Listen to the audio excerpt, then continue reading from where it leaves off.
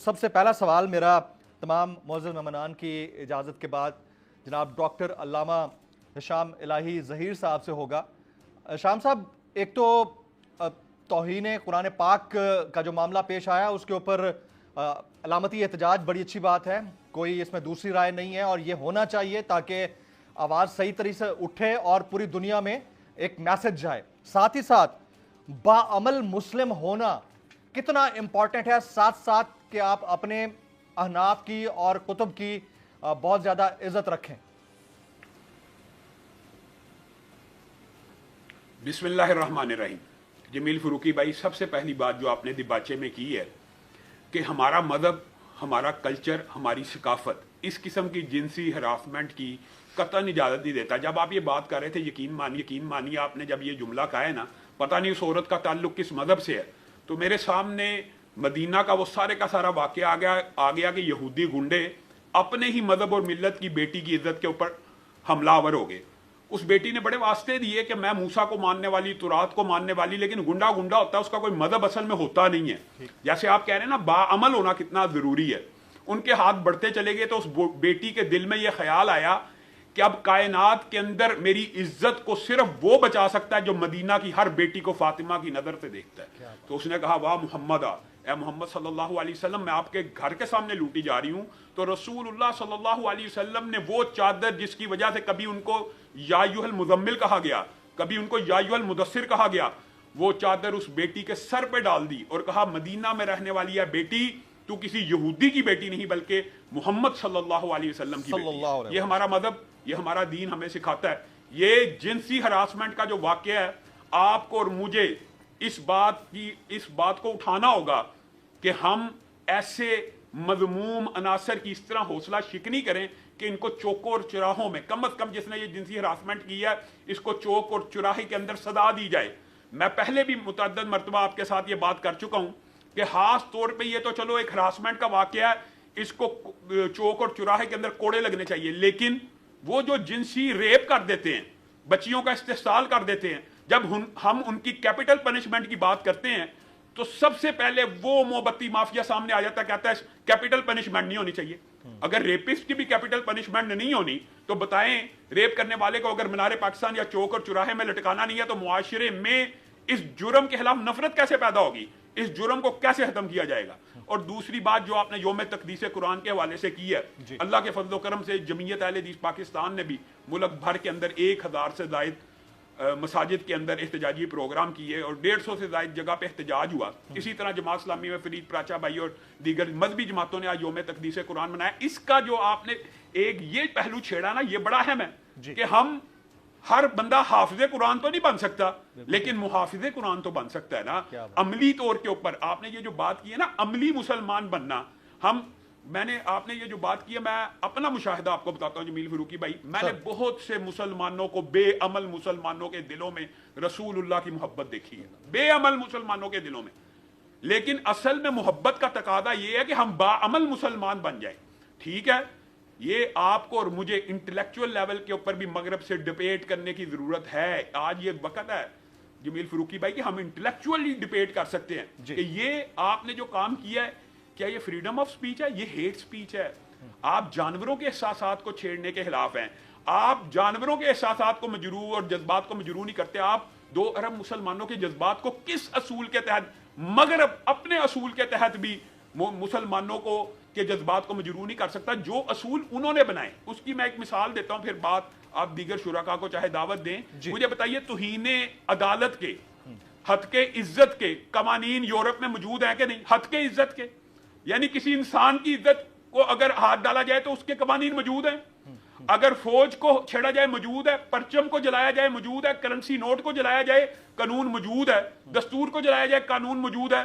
تو آپ کسی مذہب کی الہامی کتاب کو جلا دیں تو قانون اور ضابطہ حرکت میں نہیں آنا چاہیے۔ یہ جو ابھی آپ نے خبر دی ہے، اگر یہ خبر درست ہے تو ہم سب مسلمانوں کو اس خبر کو ویلکم کرنا چاہیے کہ اگر واقعی وہ اس بات کو سوچنے کے اوپر مجبور ہو گئے ہیں کہ ہمیں قانون سازی کرنی چاہیے الہامی کتابوں کے بارے میں، تو یہ ایک خوش آئند بات ہے، اس کو بہرحال ویلکم کرنا چاہیے۔ Very right. علامہ صاحب، کردار کو کس طرح ڈیفائن کیا جائے؟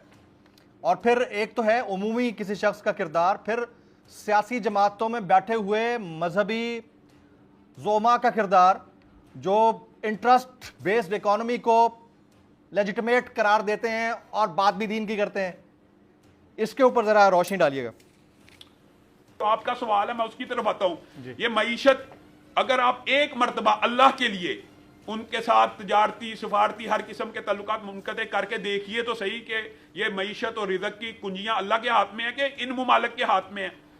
آپ نے جو دوسری بات کی کہ وہ مذہبی جماعتیں جو سود کی حمایت کر کے IMF کے سارے ایجنڈے کی حمایت کرتی ہیں, میں سمجھتا ہوں ان مذہبی جماعتوں کو اپنے مذہبی جماعت کا نام ختم کر دینا چاہیے. سود اللہ کے خلاف جنگ ہے, اللہ کے خلاف جو جنگ لڑے گا وہ فیل ہوگا. یہ پاکستان کی معیشت کی بربادی کی ایک وجہ یہ بھی ہے جو آپ سوال بار بار کر رہے ہیں نا, عملی کردار. عملی کردار ہمارا یہ ہے کہ ہمیں حرمت قرآن تو بڑی عزیز ہے, لیکن قرآن کے اندر جتنی باتیں لکھی ہم ان کے خلاف ہیں. رسول اللہ صلی اللہ علیہ وسلم اور قرآن کی آیات میں سود حرام ہے, اللہ کے ساتھ جنگ ہے, ہم وہ جنگ نہیں چھوڑیں گے, وہ ہم نے اللہ کے ساتھ لڑنی ہے. اور پھر ہم چاہیں کہ معیشت مستحکم ہو جائے, سویڈن کے ساتھ تعلقات منقطع نہیں کرنے چاہیے, معیشت کو بڑا نقصان پہنچے. یہی صاحب کہتے تھے. اب وہ اچھا صاحب کا دور تھا نا فرانس کا, تب پوری شہباز شریف صاحب کہتے ہیں فرانس کے سفیر کو ملک بدر کیا جائے, ہم احتجاج کرتے ہیں.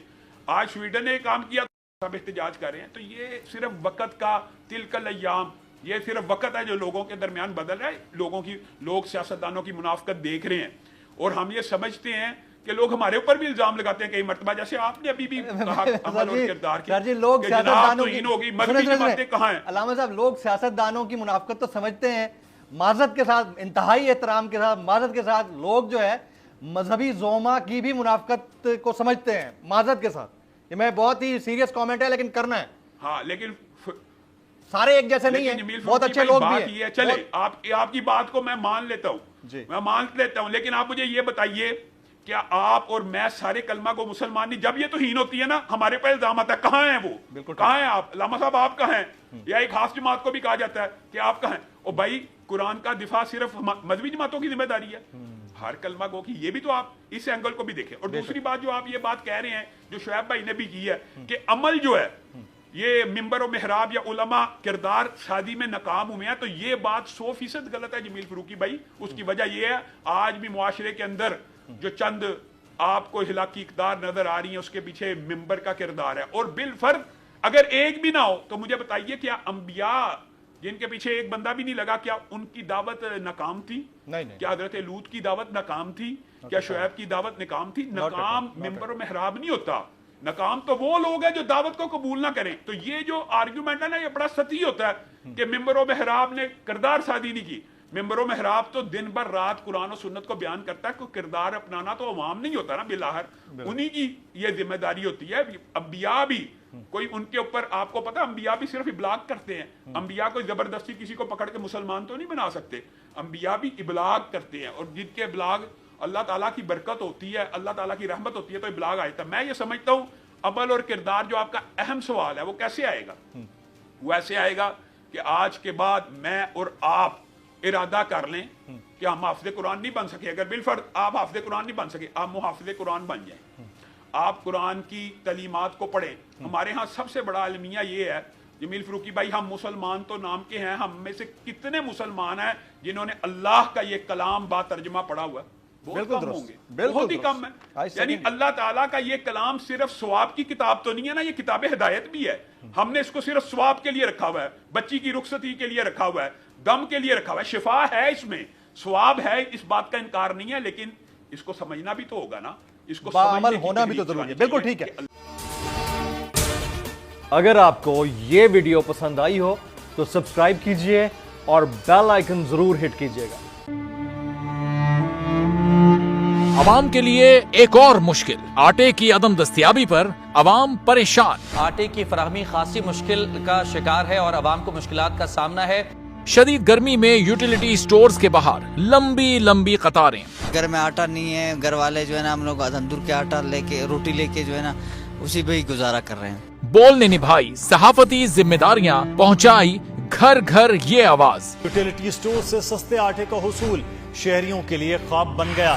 بول نیوز حقائق سامنے لے آیا ہے. آؤ مل کر آواز اٹھائیں, پاکستان کو بدلیں بول کے ساتھ. بول بنا عوام کی آواز. عوامی شکایت پر بول نے کیا متعلقہ اداروں سے مطالبہ. صبح 6 بجے سے آ کر یہ لوگ آٹے کا انتظار کرتے ہیں. 7 بجے آئی ہوں اور نہیں مل رہا ہے آٹا, پیسے نہیں ہوتے تھے ادھارے لے کر آتی ہوں. وہ کہتے ہیں جی 7 کھجور لازمی لیں, ہمارے پاس آٹے کے پیسے نہیں ہوتے تو کھجور کہاں سے لیں. کیونکہ بول ہے پاکستان کا نمبر 1 نیوز چینل. سبسکرائب کریں اور بیل دبائیں تاکہ کوئی خبر رہ نہ جائے.